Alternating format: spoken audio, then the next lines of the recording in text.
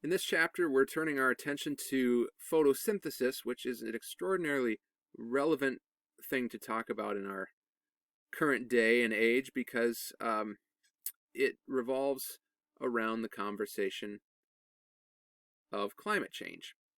Photosynthesis would be a major factor in determining an overall climate because it's photosynthesis that greatly affects the amount of CO2 that's in the atmosphere. And a lot of conversations about climate change center around that topic. How much CO2 is there in the atmosphere, and is it too much? Now, to understand why people are concerned about CO2, we have to consider what's known as the greenhouse effect. The greenhouse effect looks something like this. Basically, solar radiation reaches the Earth. A lot of it will be reflected and bounce off the Earth and continue on its path into some far-reaching part of the galaxy. Some of it is absorbed on the Earth, which is why we feel warm, and it's radiated as heat. And that heat, rather than just escaping straight out to the universe right away, is held in place because of these greenhouse gases. So these are actually a very good thing. Without them, the air temperature would feel much cooler, be much more unpleasant, and possibly even hostile to life. So the greenhouse gases are doing us a favor. Some examples here are water, CO2, and methane, which is CH4. Now, the question then is, though, is there too much CO2 being made? This is the principal greenhouse gas that people are worried about. The thought being that if there's too much CO2 in here, we're retaining too much heat than we should be retaining, and that's a problem for a variety of reasons, but one of the biggest concerns is that it would warm the ice that's found on the caps of the globe, the North Pole, and then also Antarctica, as well as areas of Greenland. And if all of that ice melted, it would raise the sea level, and soon there would be cities going under and flooding and things like that, as well as species being crowded into different areas and all sorts of stuff. So that is the concern. That is what people are worried about when they talk about climate change.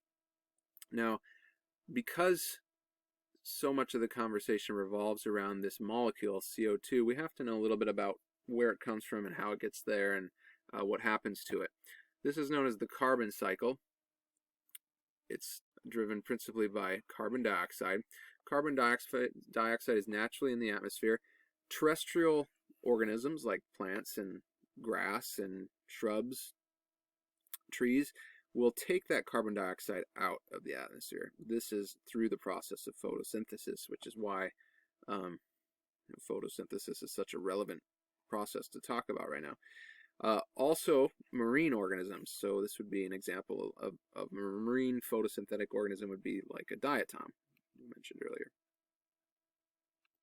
Okay.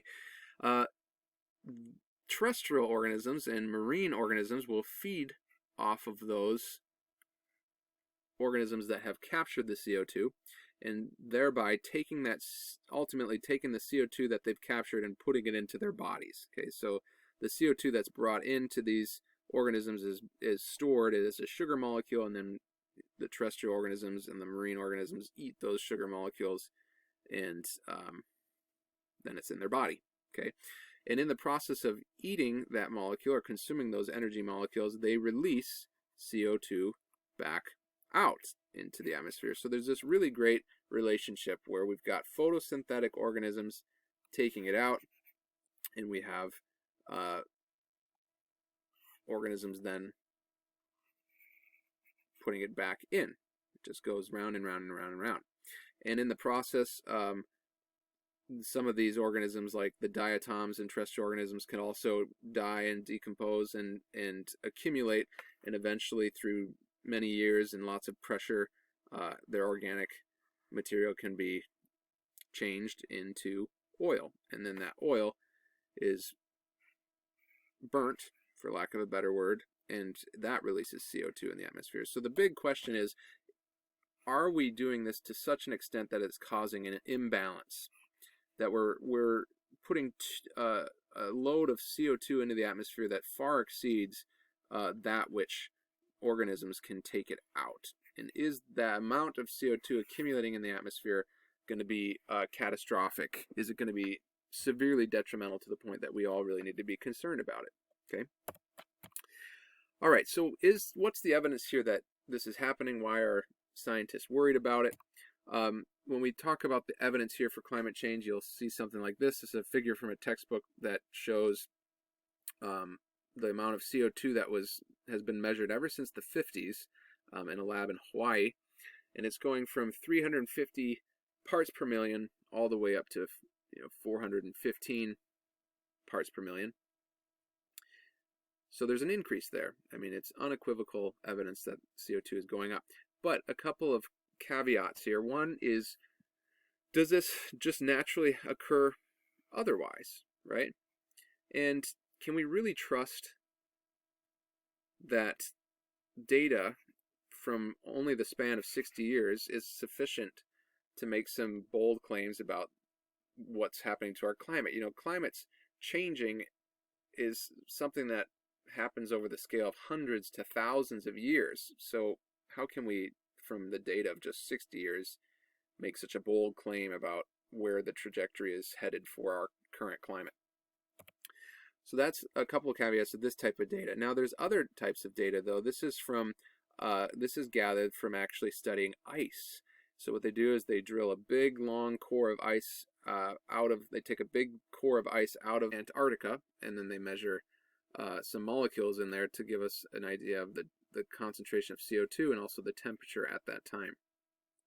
Now I don't want you to pay too much attention here to the years, because that in of itself is very controversial in a university like Northwestern. So we'll talk about years later, but what I want to show right now at least is look at these cycles, right? We're going in very big, over many, many years, sways in cycles. And so climates do change. That's what this data would suggest. So the question is not, is the climate changing? The question is the extent of the change severe enough that we should all worry about it? This is a very difficult question to answer, right? Because, for example, I could show you an article from 50 years ago which talked about the devastating effects of global cooling and that we were, kind of at this peak, and now we were going down, and everybody was really concerned about global cooling, and scientists, meteorologists were unanimously agreed that these trends were occurring and they were going to cause economic devastation, and then all of a sudden it goes the other way. And now people are concerned that those changes are going to cause economic devastation and turmoil. So are the changes really going to cause turmoil or not?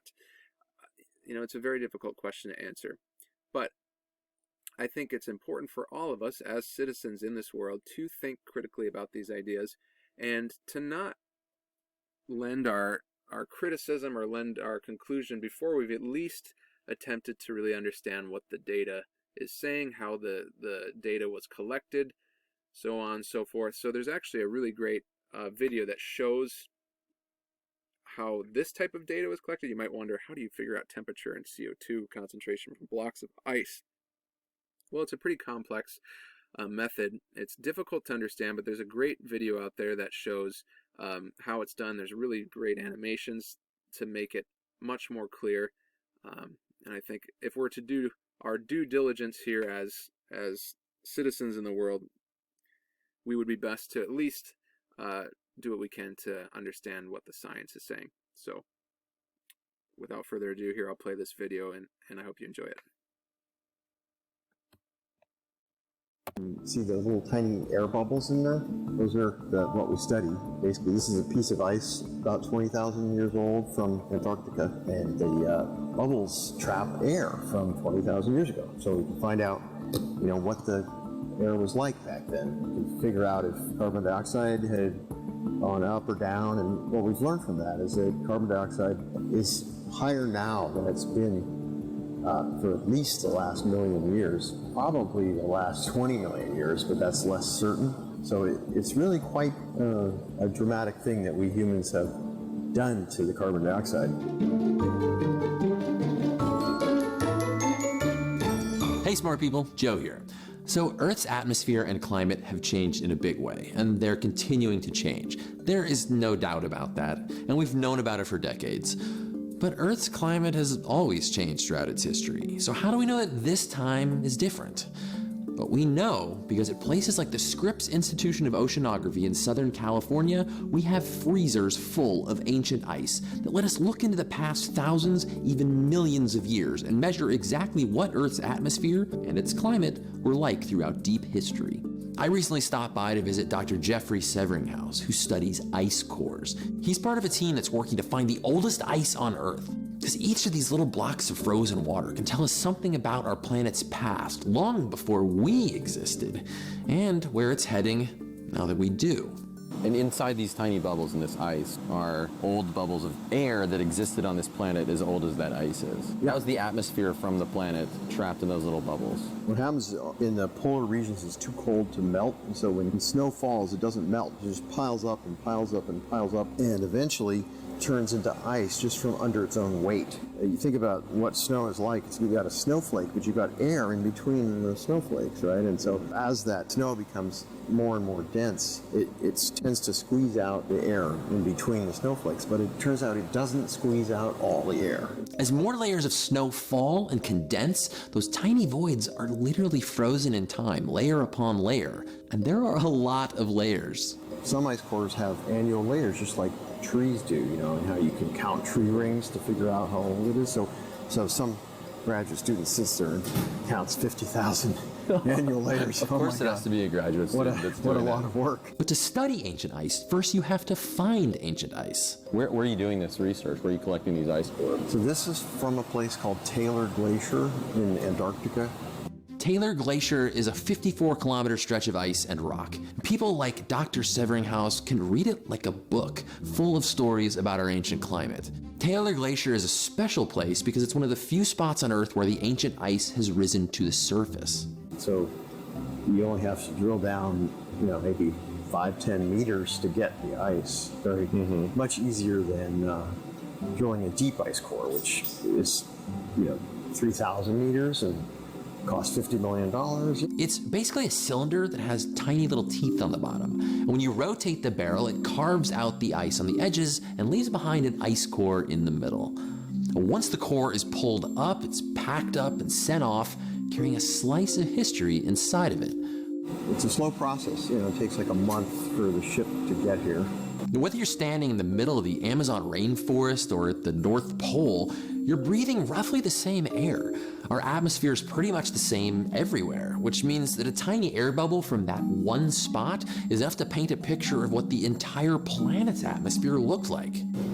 This is the freezer, and we won't be in there long, so don't worry about the cold. So this is what a typical ice core sample actually looks like. Notice that there's no bubbles. That's because when you get below about 600-700 meters, the pressure is so high that the air turns into something called a clathrate, which is an ice-like substance. Clathrates are crystals where instead of bubbles, the molecules are trapped in a cage made by the bonds between frozen water molecules. There's still gas in there. Still gas molecules, but they're not in a gas phase. Man, the patterns are so cool. You must just see, randomly such cool ice phenomena. Oh, yeah. It's cold in here. This cold. Funny how that works, yeah. Okay, but how do you get the ancient air out of the ice to measure it? I mean, without contaminating it with all this air around us. So this is how we actually extract the ancient air, if you will. Take a piece of ice and put it in a vacuum flask like this and pump out all of the air, the modern air, that the air we're breathing right now, using a vacuum line. This is a vacuum pump here. So we make a seal, and we pump out all the modern air, then we close this valve, and then you only have an ice cube and a little bit of water vapor, but no air. And then you melt the ice, and then the melting of the ice releases those little air bubbles each there. So because you got rid of the now air, the only gases that are coming out are the ones that were trapped inside the ice. Right. And so then once we've done that, we can purify the gas a little bit by freezing the water. So they pump out all the modern air, melt the ice to let the ancient atmosphere vaporize, refreeze the water, and pump that ancient atmosphere out so it can be measured. This is a liquid helium tank, so it's cold enough that it's at 4 Kelvin. Wow. 4 degrees above absolute zero. It's cold enough that all the air actually condenses and turns into ice, air ice. Every gas will Every gas except helium. Wow. Yeah. Then we take it over here, and this is the analysis part of it. So this tube is actually a bottle. It's a very long, skinny bottle that's capable of dipping itself into the liquid helium. You wouldn't want to be getting your own hands too close to 4 Kelvin. No. Now, the frozen air gets put into this, a mass spectrometer, which is a machine that we use to measure the masses of really tiny things. We measure the chemical composition of the atmosphere using isotopes. They're like different flavors of atomic elements. The isotopes, those flavors of elements, have unique masses, and the mixture of them in the air bubbles can tell us all kinds of things about ancient Earth. We use the isotopes of nitrogen to tell ancient temperature, basically at the time that the snow was falling. Ordinary nitrogen has a mass of 14, and the rare isotope nitrogen-15 has a mass of 15. So it turns out the relative proportions of N15 and N14 are sensitive to temperature. So whatever the temperature is at a particular time, it's creating different mixes of different flavors of right. gases in the atmosphere, like like a fingerprint for the temperature. Exactly, yeah, and that's trapped in air bubbles for posterity. So the sample here starts out waiting its turn. When its turn comes, this valve opens, and then the sample goes through this little tiny tube, and it bleeds very slowly into the actual mass spectrometer, which is here. Then it gets accelerated by a 3,000 volt electrical gradient, makes the ions go really fast, and then they hit this magnet, and they're forced to make a 90-degree right turn. And in doing so, heavy things like N15 try to go straight, and lighter things like N14 get bent more. It's like being in a car. Exactly, I mean, it's like, yeah. so you can't turn as fast in a big, heavy car. Right. So they swing out, and then the detector is seeing what's swung out farther. Yeah. So you're getting resolution of things that differ by like a single neutron when they're flying through that curve. Yep. That's pretty cool. The same idea can be used to find out more than just temperature.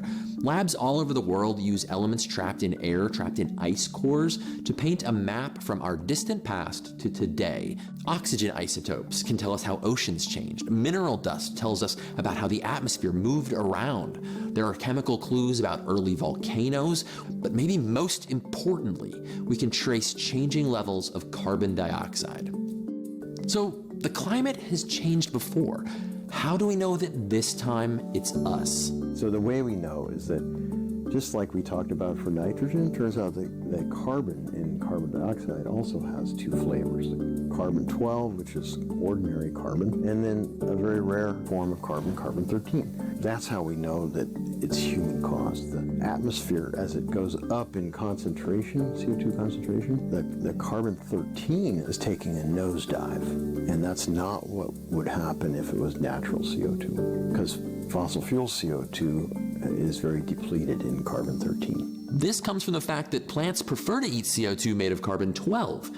And when we burn fossil fuels made from those ancient plants, the fraction of carbon-12 in the atmosphere goes up, while carbon-13 goes down. We've only been measuring carbon dioxide in the atmosphere since 1957, but using the data from ice cores, we can trace levels back way, way farther. And this is what we see.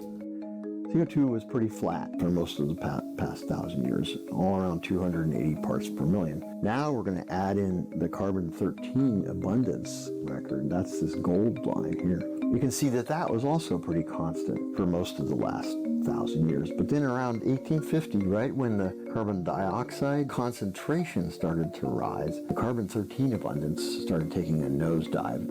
So this really unambiguously tells you that humans did it. That's why I call it the smoking gun of human causation. There's lots of other ways we know, but this is the simplest to explain. We are moving into uncharted territory. I mean, the last time something like this shows up in the ice record is around 55 million years ago, when a volcano popped up under an oil field and cooked basically everything.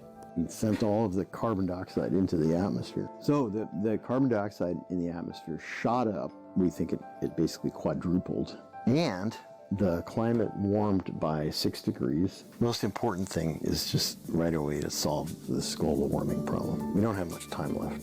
We've got to put aside all of our political differences. Just the health and well-being of the planet is so much more important than anything else. And we can do this. I know we can. We can, but will we? I hope so.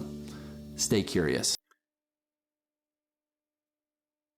Before we go any further, I just wanted to take a moment and pause and unpack this video a little bit.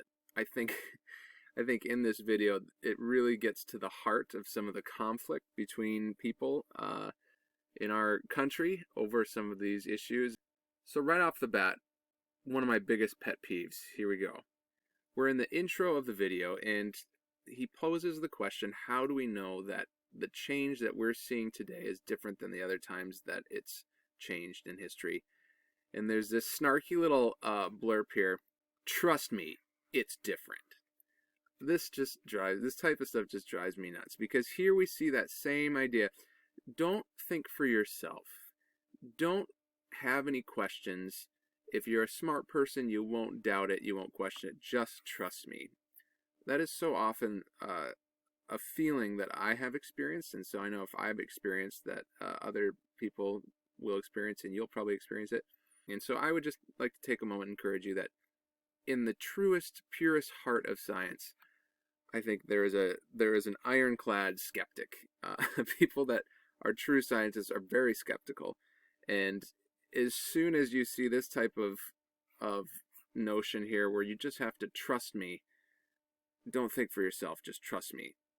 That's when I think all the more we should be very, very skeptical. Not to say that the findings aren't accurate, but regardless of whether the findings are accurate or not, you should always have access to scrutinize the methods, the interpretations, the conclusions drawn from the data.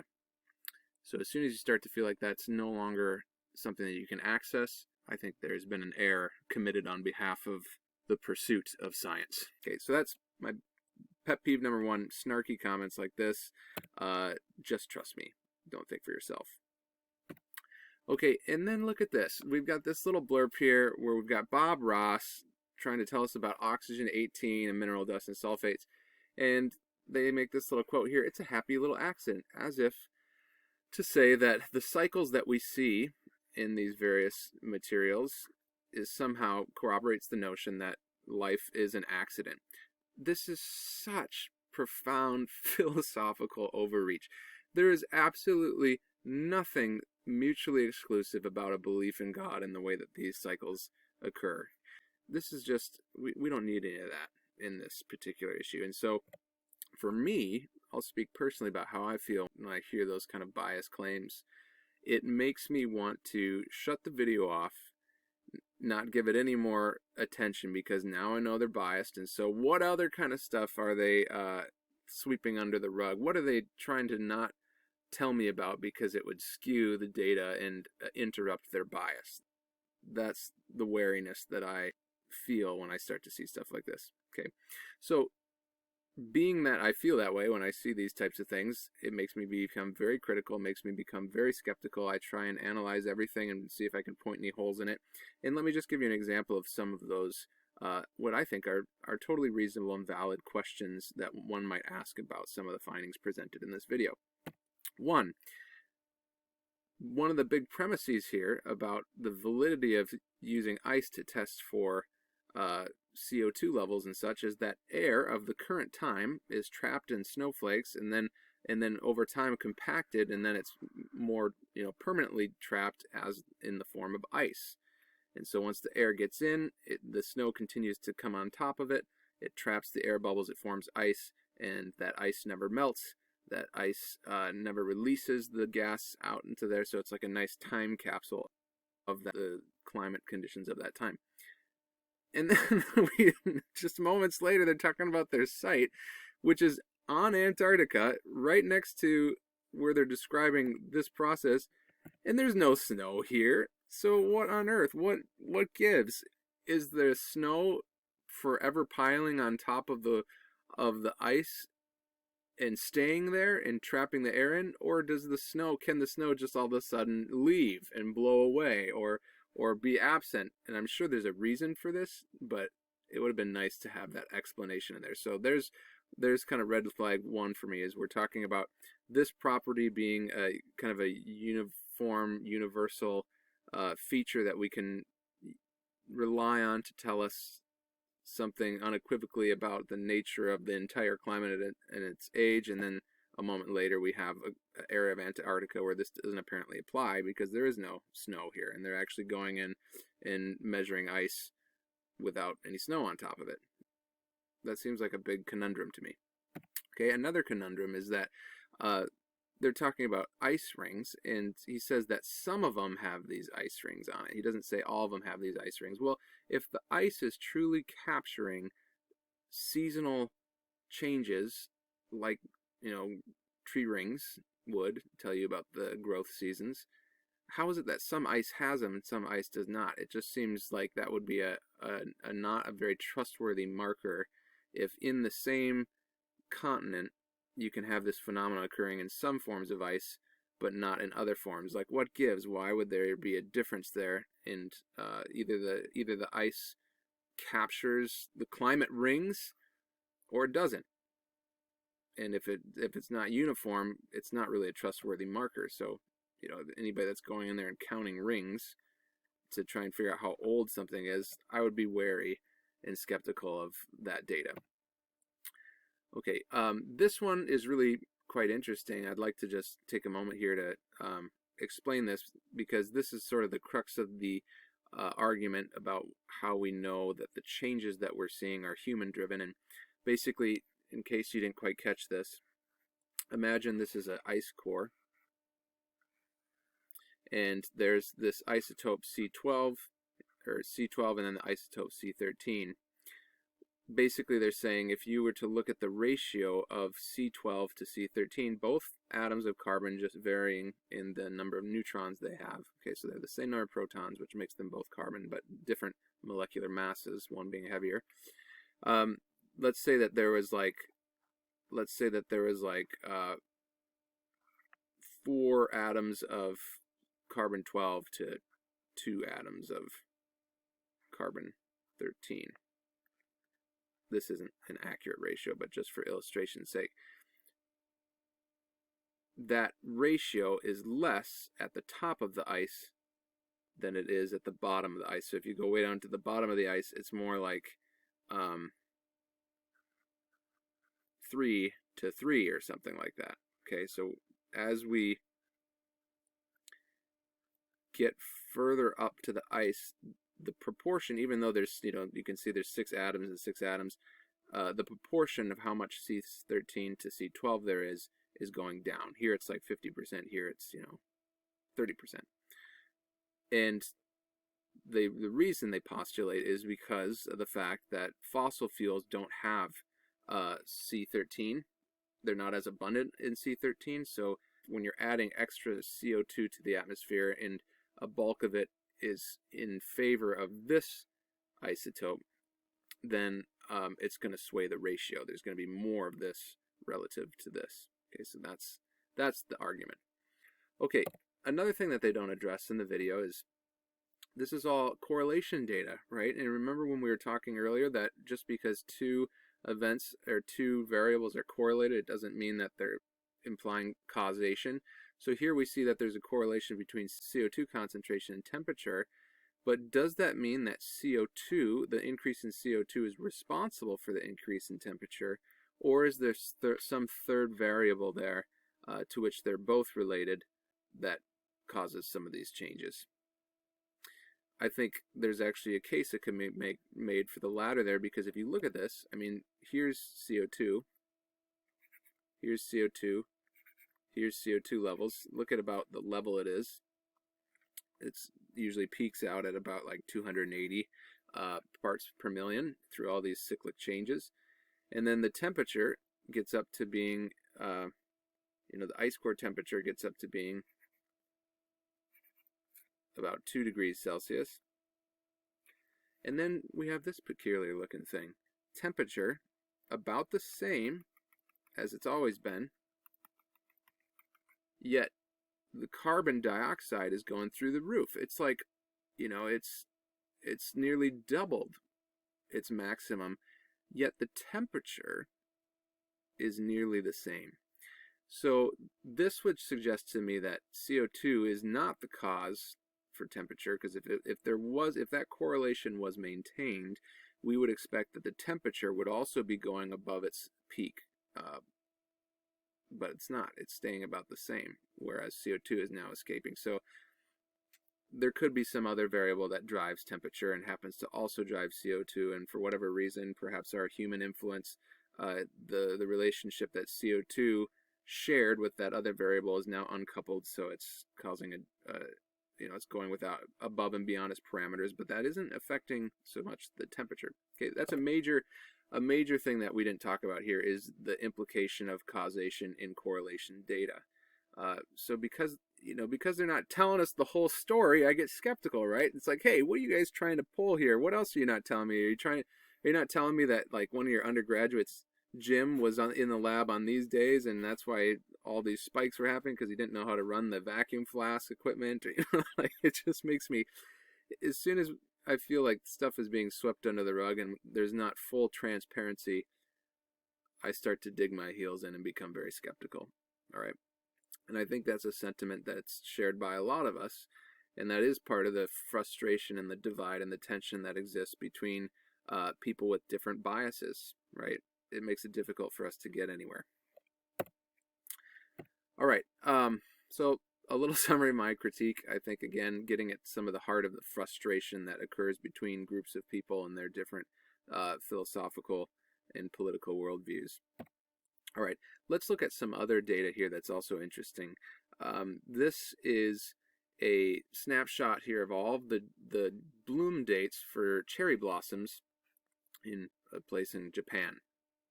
This is a well-documented history of the cherry blossom blooming in this region, and so they actually have records of this going way back, way back to like 800 AD.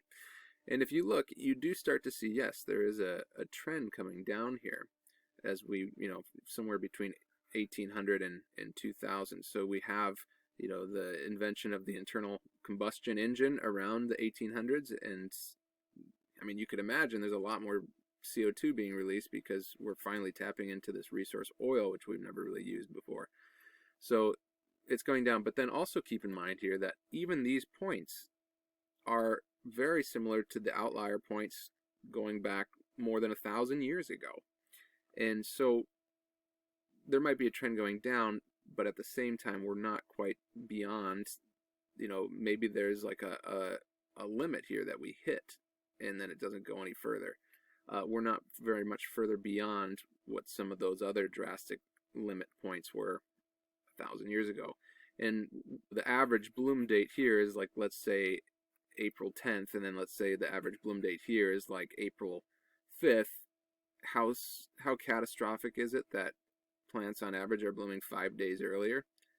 I don't know, but it doesn't seem to me to be a huge crisis. I mean, I don't know all that much about climate type stuff. It's not really my area of expertise, but it doesn't really seem like that big of a deal to me personally, in my humble opinion. Okay, another thing that I'll just have you consider, okay, again, I do think that the evidence and the data does show that CO2 is increasing, but again, I would encourage you to do that research for yourself, not just take my word for it. And if we trust this data, then just consider this: 315 particles of CO2 for 1 million particles in the atmosphere way back in 1957. That means that the total number of particles in the entire composition of the atmosphere is 0.032%, about 0.03%. Okay, here we are later in 2021, about 410 particles per million. So that boosts the composition up to 0.041% of the atmosphere. So on the one hand, this could be a very startling finding, because if you look at the percent change from where we were to where we are, that's a 28% increase in CO2. That's huge. 28% increase in CO2 in the last 60 years. My goodness. But at the same time, if we keep in mind not just the percent change, but bearing in mind the relative change in the context of the entire composition of the atmosphere, it's a little less drastic. Really, even though it's a 38 or a 28% increase in CO2, it's only a 0.009% increase in the total composition of the atmosphere. So another way of thinking about it is like this. There are 670 total points possible in this class. Okay, taking in account that same composition, 0.32, if we applied that to how many points in the entire pool of points there are in this class, it would mean that equates to be 0.21 points. And then similarly, this fraction, which is what the percentage of the atmosphere is now made up of CO2, if we applied that again to our analogy here of the class, that would mean it's 0.27 points. So going from 315 parts per million to 410 parts per million is kind of analogous to being 0.21 points of the entire class to 0.27 points of the entire class. So keeping that in mind, consider these two scenarios. 1, you receive 85 out of 100 on one exam. 2, you receive 84.94 out of 100 on one exam.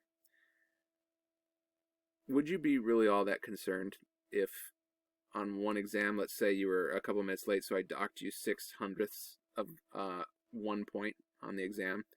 I don't think you'd mind. I think you'd go, hey, I got pretty much the same score. 0.06 points in a class like Concepts of Biology is not a lot of points, and it would have very minimal bearing, almost a minuscule amount of bearing on your overall grade, right?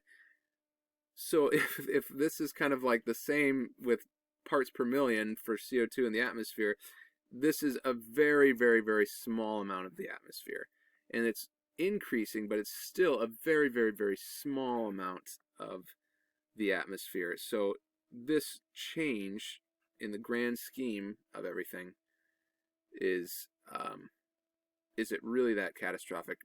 I'm not sure. I mean, again, I'm not an expert, but when I hear so much bias coming down the pipeline and being pushed down upon people, and there's this idea that if you question it or you don't believe it, you're inferior and you're not a smart person, that just makes me really want to resist the conclusion. So that's, I guess, the bias I have to deal with. But this is an interesting way of looking at it.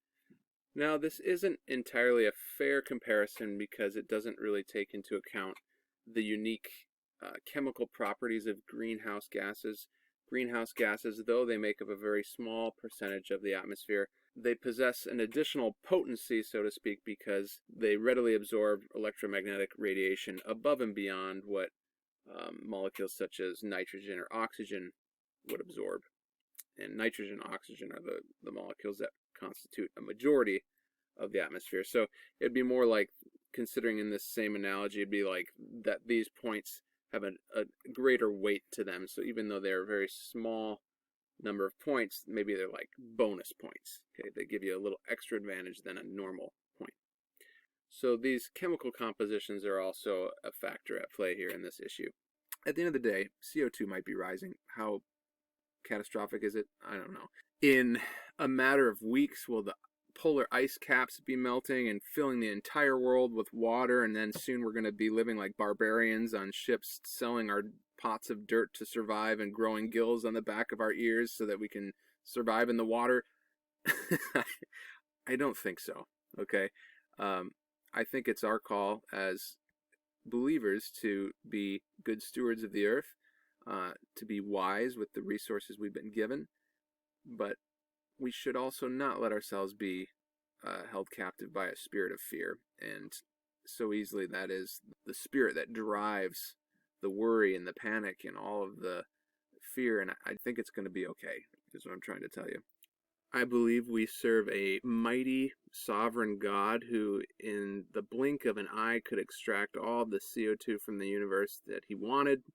And so let that be where we put our trust. This isn't an accident. And when we succumb to this devastating philosophy that the world is just an accident, and so we're masters of our own destiny, and there is no overarching mind or plan or intentionality behind the universe, it just really can devastate our hearts and our minds. So let your soul rest on that truth, that God is sovereign, God is in control, and there is no problem that is outside the scope of his power.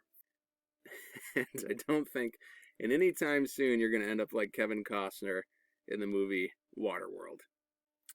And it's not like this is an irreversible problem, because we have a great ally on our side. We have the process which is known as photosynthesis. And so this whole CO2 thing could very well be reversed through the powers of photosynthesis, because it is this very important process that takes CO2 out of the atmosphere. So herein lies our next stop on our grand tour of the living world. Stay tuned for next time.